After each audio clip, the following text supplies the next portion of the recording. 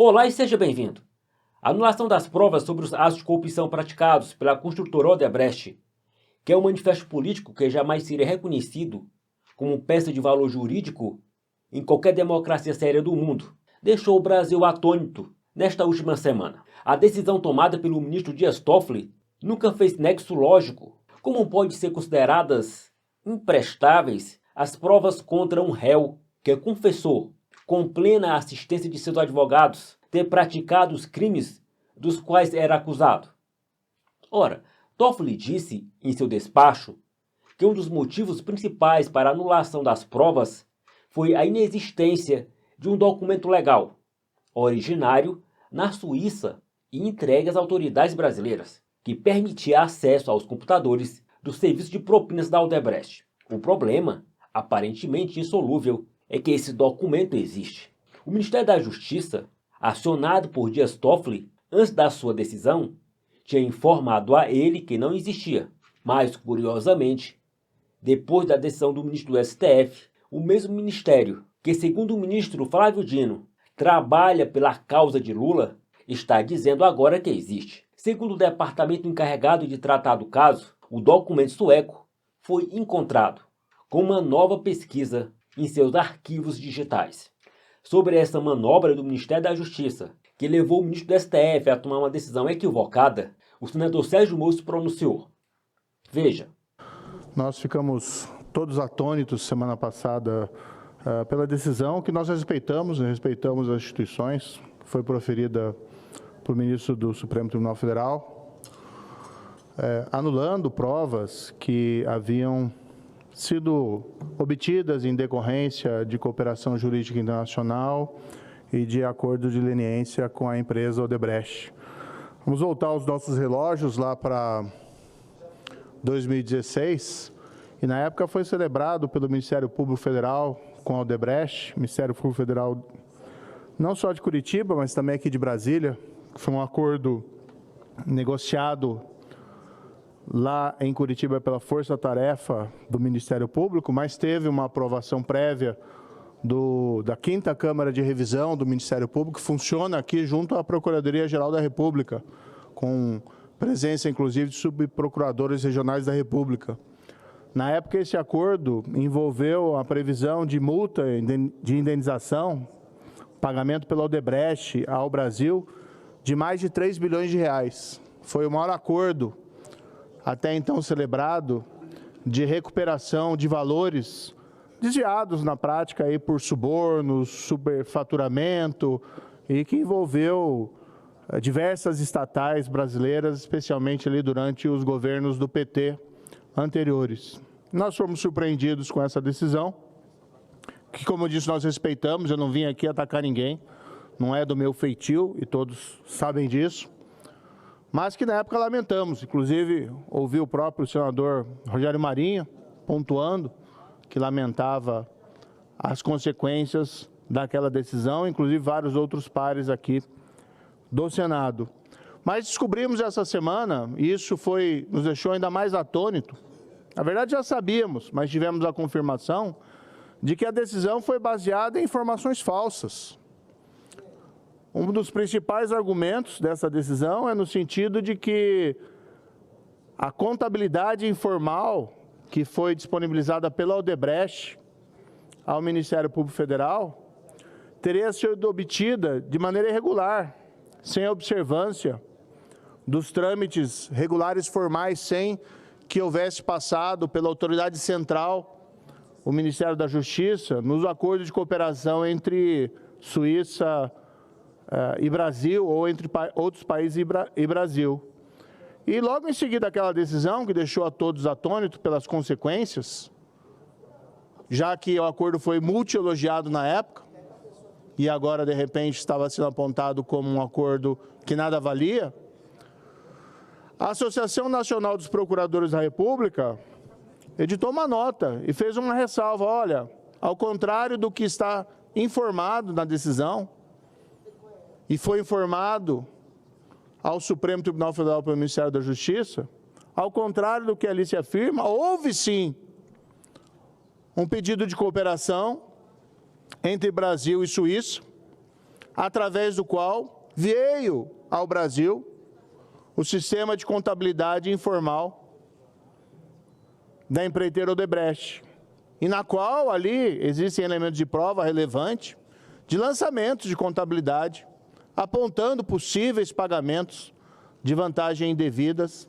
a agentes públicos brasileiros. Eu não estou dizendo aqui que esses lançamentos por si só provam crimes, precisa ter mais provas, precisam ser colhidas mais provas, isso tem que ser feito nos casos concretos, mas o grave vício formal que era apontado na decisão como a principal razão de decidir, que não admitiria essa cooperação informal, que isso colocaria em risco a custódia da prova e a confiabilidade da prova, a NPR logo em seguida levantou, não, isso não está correto, porque houve sim o pedido de cooperação.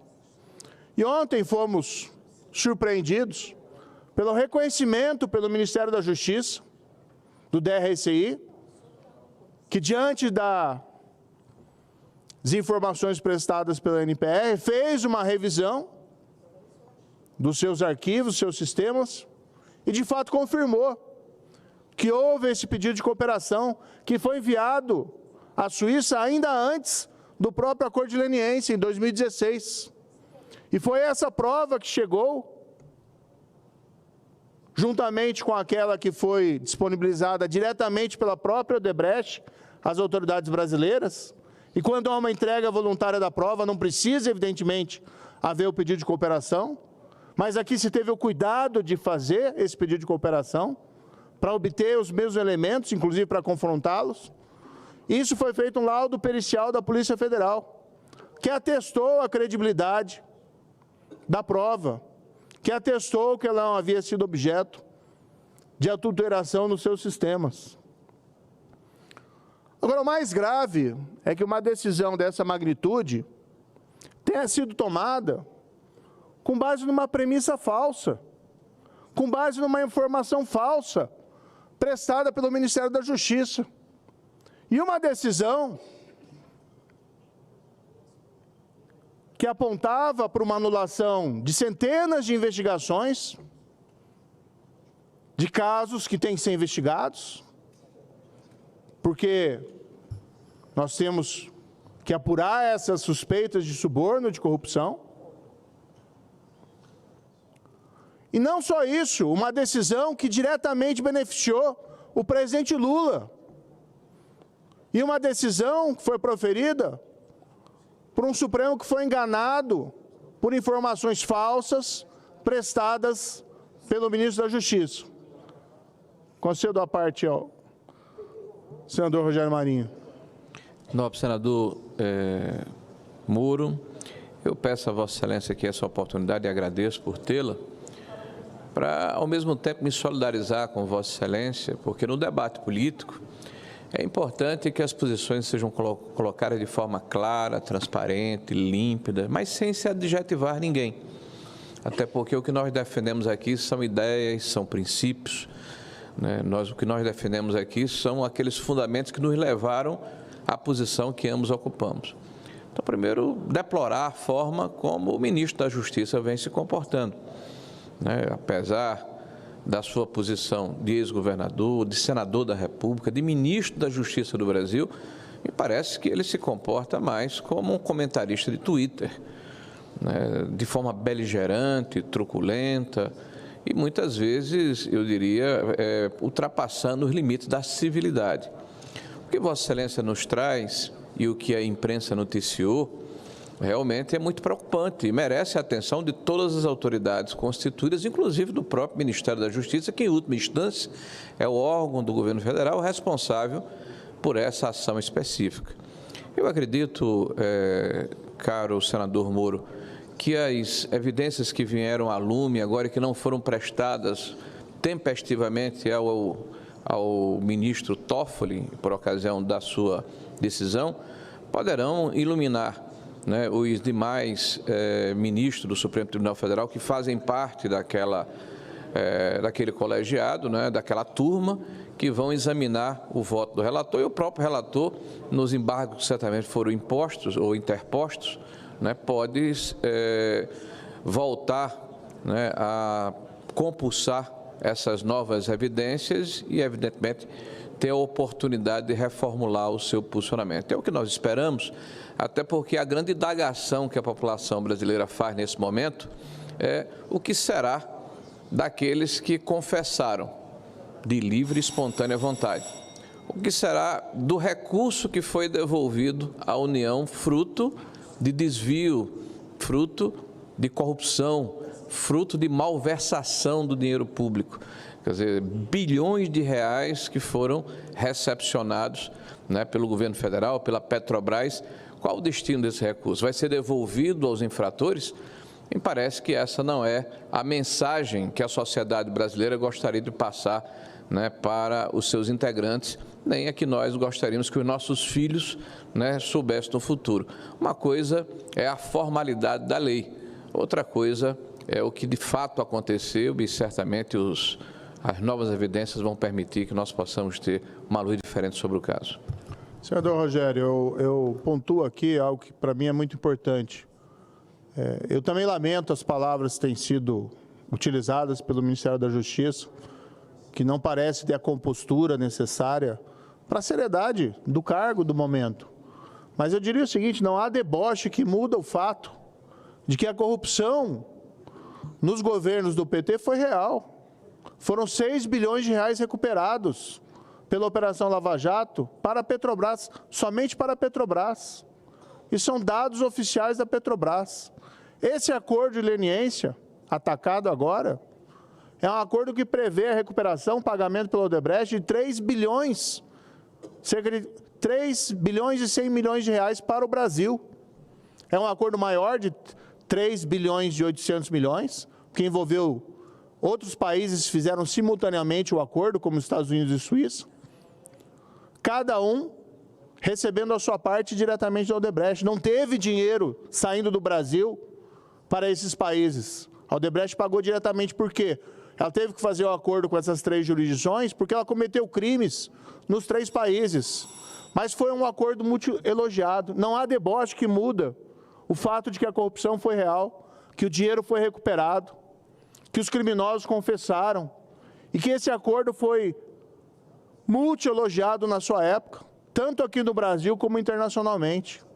O US DOJ, Estados Unidos, que fez o seu acordo, divulgou publicamente na época que era o maior acordo já feito envolvendo recuperação de dinheiro em suborno transnacional. Nós compartilhamos provas com países da América Latina que fizeram suas investigações. Colômbia, recentemente foi divulgada a investigação sobre o Juan Santos, que teria recebido suborno ou caixa 2 da Odebrecht. No Peru, recentemente foi extraditado o ex-presidente Alexandre Toledo, que recebeu suborno, é acusado de ter recebido suborno da empreiteira Odebrecht. Não há um deboche que muda o fato que o Ministério da Justiça prestou informações falsas ao Supremo Tribunal Federal, o que levou o ministro, com todo respeito, a proferir uma decisão sob uma premissa equivocada. Uma vergonha. Informações falsas do Ministério da Justiça e uma decisão do ministro do STF, que é um manifesto político que jamais seria reconhecido como uma peça de valor jurídico em qualquer democracia séria do mundo.